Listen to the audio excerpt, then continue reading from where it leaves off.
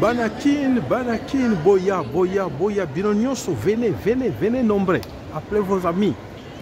J'ai attrapé là les sorciers. J'ai attrapé les sorciers.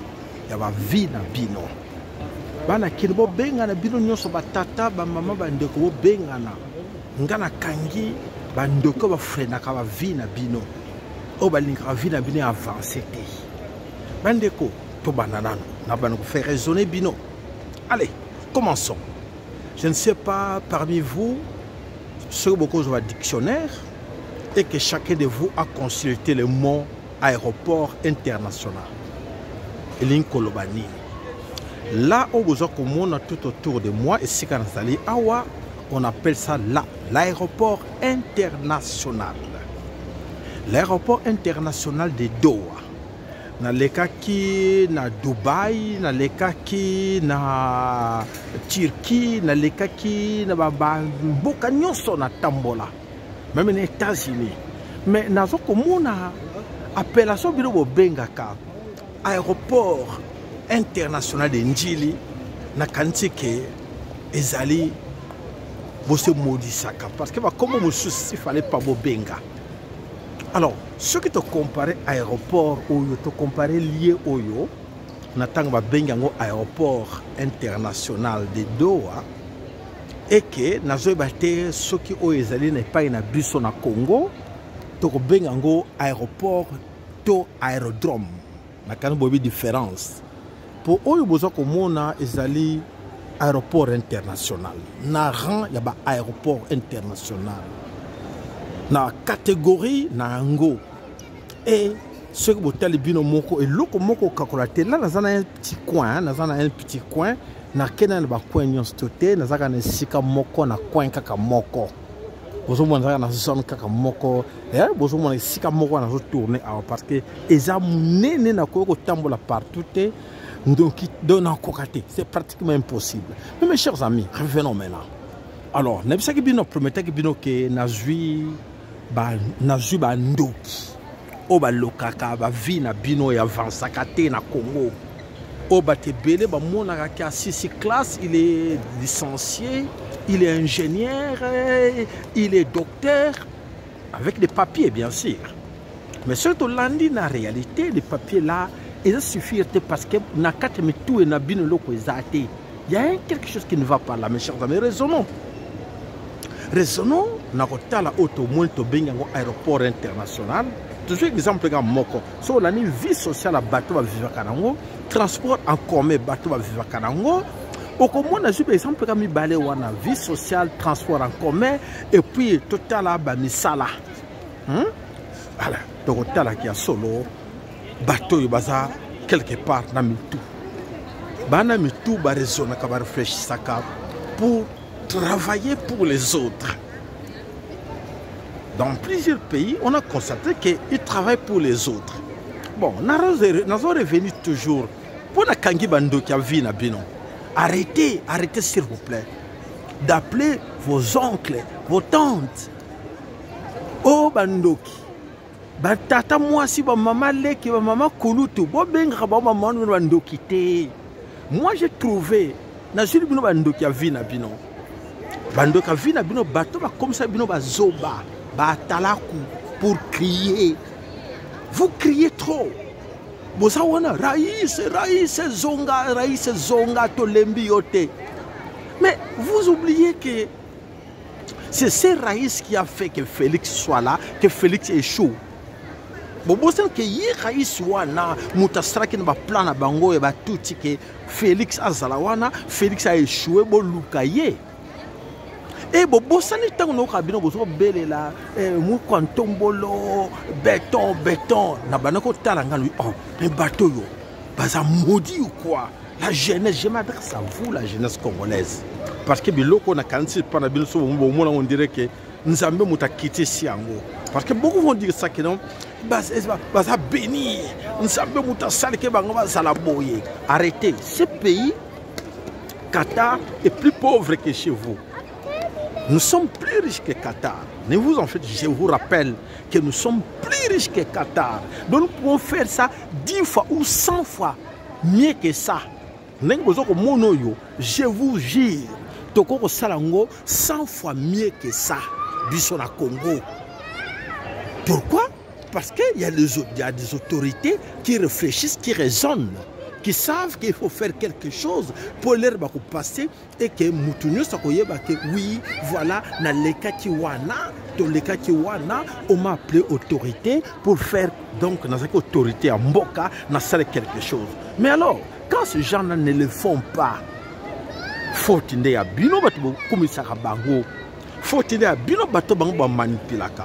Et voilà, yango na kangi bandoki a vi na bino. Eza ba autorité congolaise.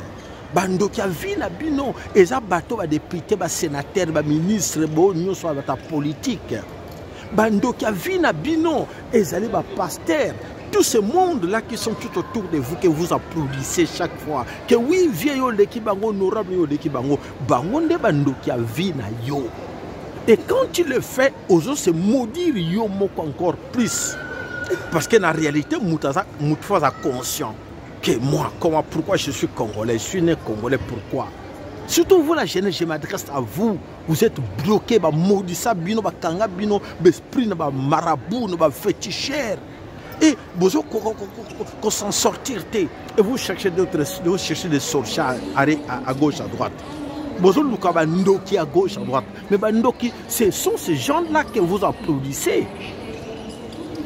Bandeko, ceux qui vous acquis dans la salle de Nzambe à solo, ne va libérer bino pour être bon à l'avenir na bino. Mais vous en avez c'est dommage.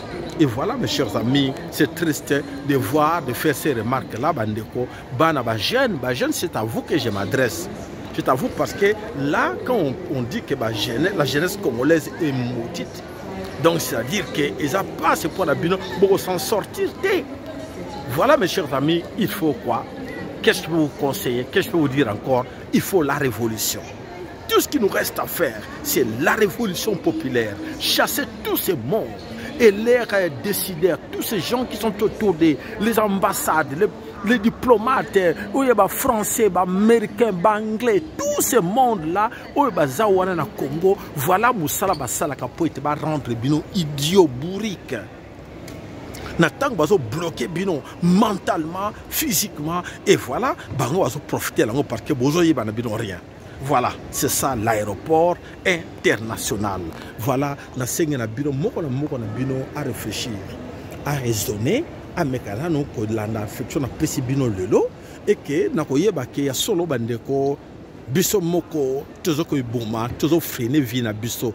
Et là na ko revenir encore une fois pour vous dire 18 ans que Hippolyte Kanambe est resté là au pouvoir, plus de 7 ans, au Tilomazo Kende, Bokakili, comme combien? 25 ans.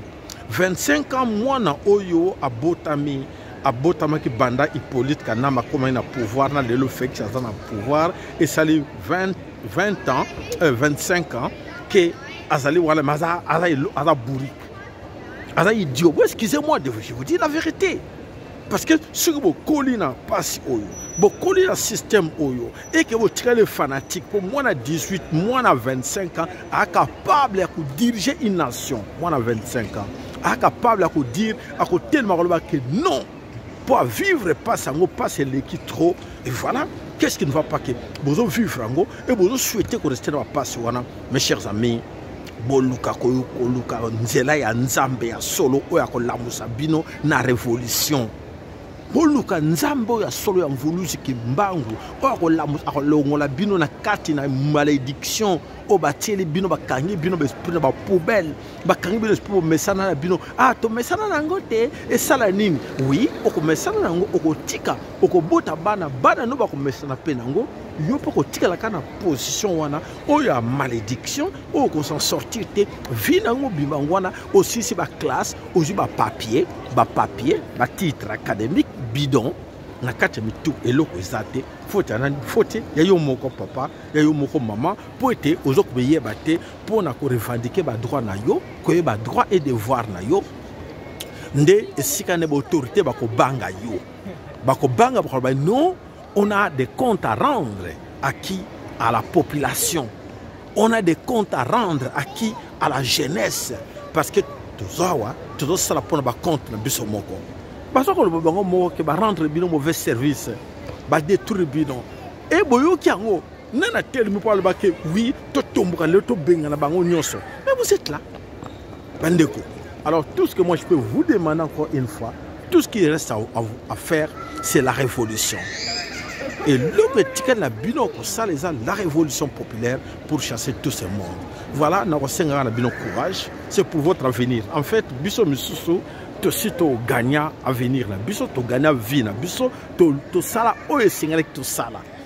Mais malheur à vous, vous êtes bloqué quelque part pour vous conscienter. Ndeko mobali ndeko mwasi, ce que j'ai vidéo, et ça le lac a voulu ce qui m'bangue. Alors, partagez dans la jeunesse. Il est temps que bino ba jeune botel ma poboye ba droit na bino botel ma ko bundela ba droit na bino o ba zo kosa bino wana ke te tozela to ko sala la bino to ko sala lokuta et loko moko ba ko sala exact o ba ko sala te na 5 ans o ba ko sala te na 18 ans o ba lubi ke ba zongela po ba sala ba ko sala te po ba yebi ke boza ba ignorant ba yebi ke bo na tout na bino bozo ko yebi loko moko te la jeunesse. Donc en fait c'est à vous que je m'adresse pour na intérêt na bino pour na kuluka koyeba ndenge nini bolongwa na kati na boumbu ya mutu boumbu l'esclavagisme ya mutu oyo boza koyeba te boza ko raisonner te baza ko kosa bino. Il faut bo raisonner bana ista bana inikin bana ben institut supérieur boza wapi bazo saka na venir na bino boloko la ke boyebi makambute toujours dans sa bino plusieurs fois mais vous ne comprenez toujours rien. Voilà, courage à vous, surtout les étudiants. Bino bato bozo ba soit disant étudiants, bino bato sengeli, bola musaba ndeko mususu ba jeune mususu, o ba komisa bango ba kununa, o ba komisa bango ba shege, o ba komisa bango ba chayer, likolo ya inconscience na bango. Alors c'est à vous de travailler là-dessus pour faire comprendre aux autres que non, il est temps que tellement poété te mettre fin à la souffrance, te mettre fin à la misère. Arrêtez des marches pacifiques inutiles. Arrêtez de suivre les politiciens congolais. Arrêtez de suivre les religieux. Arrêtez de suivre tous ces pasteurs. Conscience na bino est tellement pour que chacun de vous aille baquer. Pour nani ninga na botama congolais mboka le plus riche du monde. Le premier pays le plus riche du monde, bah pays où nous sommes côté le maté na Congo. Mais t'as la situation bozala ngopon pour ba yebe que bo yebe l'autre côté. Toujours là musabino ça fait 15 ans 20 ans toujours le ba me bozo comprendre te. Bon, allez courage, allez bravo.